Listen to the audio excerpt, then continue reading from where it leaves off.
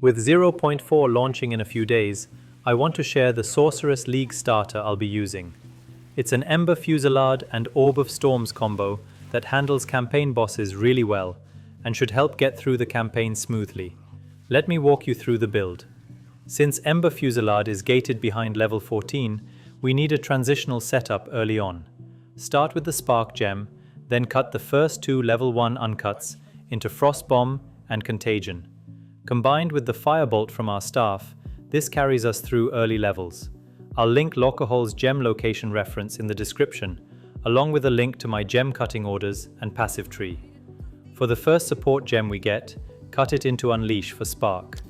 Now here's the important part. When we kill the Rust King in Red Veil, he drops a level 3 uncut.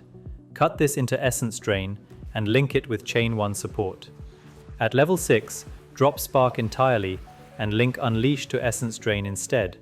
Then just switch to Essence Drain plus Contagion for packs and use the Staff skill for single targets. When we're back at Clearfell, check if the merchant has Staff, Wands or Focus with +1 to levels of all spell skills or +1 to levels of all fire spell skills. This is the highest priority affix for damage scaling, so buy these when we see them. Ember Fusillade comes from the level 5 uncut we get as a quest reward after killing the Executioner and saving Leotis. We need character level 14 to use it. Skill links for the rest of Act 1 are on screen. Note that Unleash is now on Orb of Storms. Together with Overabundance 1, a single Orb of Storms cast can generate 2 orbs at the same time. Once we have Ember Fusillade, the rotation shifts to casting Orb of Storms once, followed by Ember Fusillade 5 times. This lets the orbs fire all 6 bolts perfectly, and we get the Lightning Remnant to infuse Ember Fusillade. Make sure we're standing where 2 orbs overlap when casting Ember Fusillade.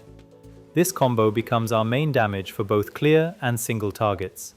Together with Frost Bomb, we handle Count Geonor easily. Act 2 starts a bit rough, but it gets better once we get a level 7 gem and hit level 22 to cut Mana Tempest. Our first level 7 gem comes from Zaka after we beat back Jamanra the first time. Once Mana Tempest is in our rotation, the combo becomes 1 Orb of Storms, 4 Ember Fusillades, 1 Mana Tempest. Mana Tempest gives us substantial extra lightning damage and makes Ember Fusillade projectiles split to additional targets. Keep checking merchants every time we're in town. Look for staff or wands with fire or all spell skill levels, and upgrade when we find better. The second level 7 gem drops from Kabbalah in Keth, but here's the catch. We need Keth to be zone level 23 or higher before entering. Otherwise, Kabbalah drops a level 6 gem instead. So do Valley of the Titans and Mastodon Badlands first, then go to Keth. Use this second level 7 gem to upgrade Ember Fusillade.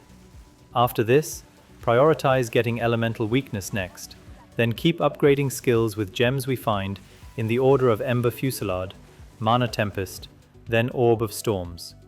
One more thing about Ascendancy. Whether we're planning Stormweaver or Chronomancer for Endgame, I'd recommend ascending to Chronomancer after the Act 2 Trial of Sekhmet. There's an Ascendancy node that gives us Sands of Time, providing increased cast speed and area of effect that fluctuate constantly, but both our skills benefit, so it really helps the campaign. If we want to play Stormweaver later in the endgame, just run Trial of Chaos and respec. Act 2 final boss and all of Act 3 and 4 go pretty smoothly. Check the link in description for detailed passive tree and gem cutting orders. Since this plays like a melee caster though, start paying attention to energy shield and resistance gear from mid-Act 4 onward. We need them for endgame survival. Also, don't forget our staff or wand. Before the endgame, we want at least +3 to levels of fire spell skills. Of course, the all spell skills one is even better. Once we hit Interlude, Ember Fusillade still handles single targets really well, but we'll feel the pack clear getting slower. Make sure to link damage supports to Orb of Storms. The orbs clear pretty well. Positioning matters now. We need to stand where orbs overlap while avoiding aggressive mobs. Don't hold back on elemental weakness either. Curse the mobs when needed. We can also grab Whispers of Doom and run Blasphemy plus Temporal Chains to slow everything down. Also, hit up the Rune Merchant in Holton in Part 1 of the Interlude. He sells greater runes that help a lot. Early on in the endgame, we can sustain maps by running unidentified waystones. They have built-in increased waystone drops. This setup carries to tier 15 maps, though around tier 7, we'll notice clear speed feeling slower. The multi-skill combos get tedious on packs, so when we hit endgame, consider adding other skills like Arc to help with clearing, while keeping Ember Fusillade for single targets. That wraps up the build. If GGG doesn't make any last-minute changes, this is a solid Sorceress campaign option. If you find this useful, please consider subscribing. Good luck with the League, and thanks for watching. I'll see you in the next one.